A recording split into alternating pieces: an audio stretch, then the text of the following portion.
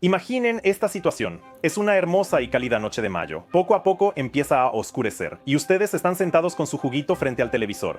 Y de repente se dan cuenta de que olvidaron cerrar la ventana entreabierta.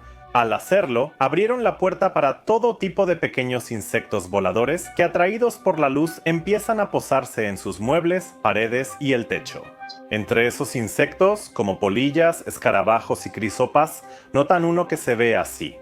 Piensan, ¿qué mosquito tan grande? Pero, ¿qué son estos insectos y cómo viven? ¿Qué impacto tienen en los humanos y son peligrosos? A estas y muchas otras preguntas les responderé en el material de hoy.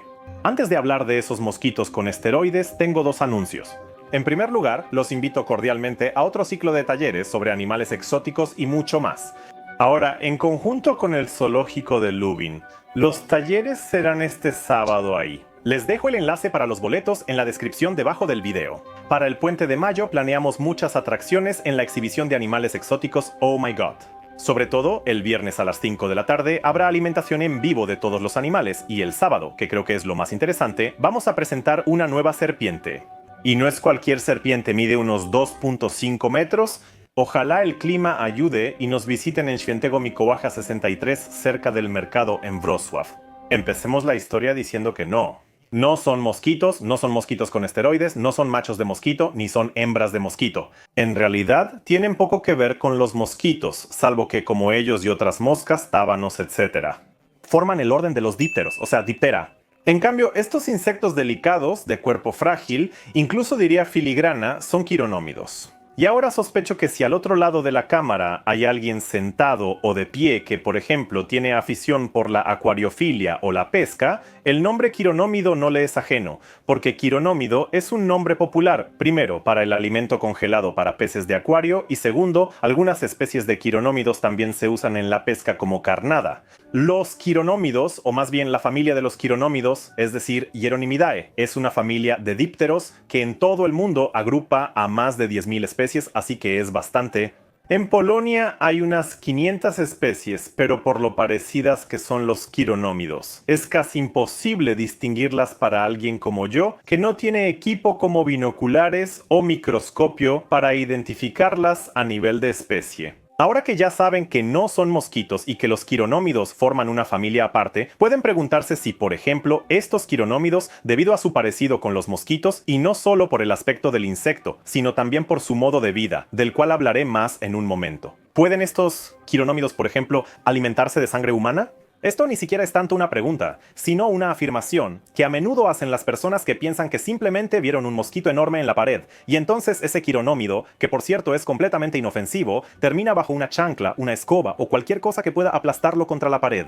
La respuesta a la pregunta de si los quironómidos se alimentan de sangre, incluso de humanos, es no.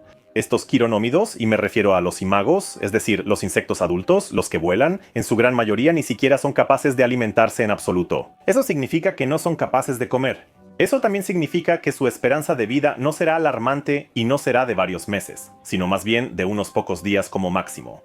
Por supuesto, hay un grupo de especies de quironómidos que pueden alimentarse, por ejemplo, de polen de flores y en ese caso cumplen la función de polinizadores.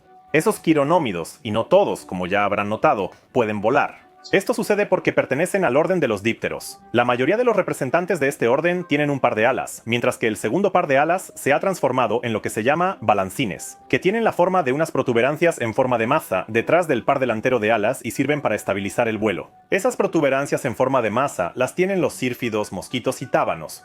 Los quironómidos, como ya mencioné, tienen una característica en común con los mosquitos, es su modo de vida, porque su vida está muy ligada al agua, al entorno acuático, y la mayoría de las especies en estado larvario se desarrollan en el agua, ya sea en aguas corrientes, en aguas estancadas, e incluso algunas se desarrollan en aguas marinas, es decir, en agua salada, lo cual también es bastante interesante. Otras especies, si no se desarrollan en el agua, lo hacen en suelos muy húmedos. Así que el agua está presente en todas partes y eso es muy interesante porque los quironómidos son increíblemente resistentes a la desecación. Ciertas especies pierden hasta el 70% de su agua corporal y sobreviven. Es sorprendente porque en un humano uno solo se secaría. Esa habilidad o superpoder se llama anhidrobiosis. Las larvas de quironómidos pasan la mayor parte del tiempo en el agua, pueden pasar allí incluso varios años. Todo depende de las condiciones en las que se desarrollan, entre ellas la temperatura. Las larvas salen de los huevos y luego se transforman en pupas, de las cuales emerge el insecto adulto, es decir, el imago. Esto ocurre porque los quironómidos, como la mayoría de los insectos, tienen metamorfosis completa. Tenemos 4 etapas de desarrollo. Y ahora, con respecto al agua, hay algo curioso, porque alguien podría pensar que para el desarrollo de estos quironómidos se necesita agua cristalina de glaciar. Pues es justamente lo contrario. Los quironómidos se desarrollan mucho más en aguas contaminadas. Esto ocurre porque las larvas de quironómidos son un superalimento para depredadores, crustáceos, anémonas marinas, peces, aves y anfibios. Casi todo quiere comerse esos quironómidos. Si el agua está contaminada y hay menos depredadores, los quironómidos se desarrollan mejor y pueden ser muchísimos. En Polonia hubo apariciones masivas de quironómidos. En ese entonces la gente entraba en pánico, cerraban las ventanas, fue una tragedia. Esas apariciones masivas suceden en varias partes del mundo. No diría que en diferentes partes del mundo, sino en cualquier parte, porque ese es otro dato curioso. Las ochotcas están en todas partes, absolutamente en todas partes. Ahora que es principios de primavera, hay muchísimos de estos ochotcohuate. En los días más cálidos les gusta quedarse, por ejemplo, en las paredes de los edificios. Esta que les muestro la tomé de mi edificio, así que hay muchas. Y como el ciclo de vida de una mosquita como esta puede durar, digamos, unas 3 semanas en el mejor de los casos, o sea, muy poco tiempo, pues va a haber cada vez más de estas mosquitas. Han conquistado todos los continentes. Incluso en la Antártida, donde hace mucho frío, hay una mosquita que es el único insecto que vive ahí naturalmente. Esa mosquita, Bélgica antártica, es el único insecto y el segundo animal terrestre más grande de la Antártida, solo detrás del ser humano.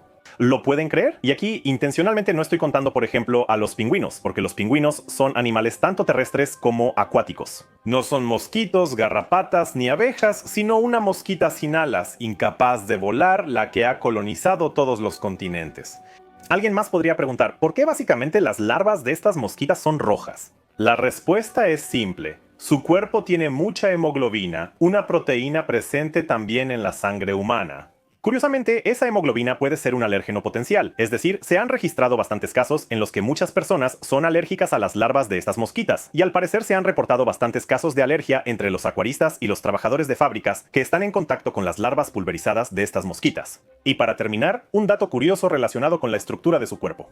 Si ven una de estas mosquitas, notarán que algunas tienen antenas cortas y finas y otras antenas grandes y plumosas, como penachos en la cabeza. Y esas son sus antenas. Aquí la diferencia es que los penachos, es decir, esas antenas plumosas, solo las tienen los machos, mientras que las filamentosas pertenecen a las hembras. En resumen, si compran esas larvas rojas para sus peces, son larvas de quironómidos, no de mosquitos. Los quironómidos no pueden hacernos daño de ninguna manera, aunque si ocurre una aparición masiva, realmente puede ser molesto. Es decir, hay enjambres de estos insectos. Y no es una sensación agradable cuando algo así se nos pega.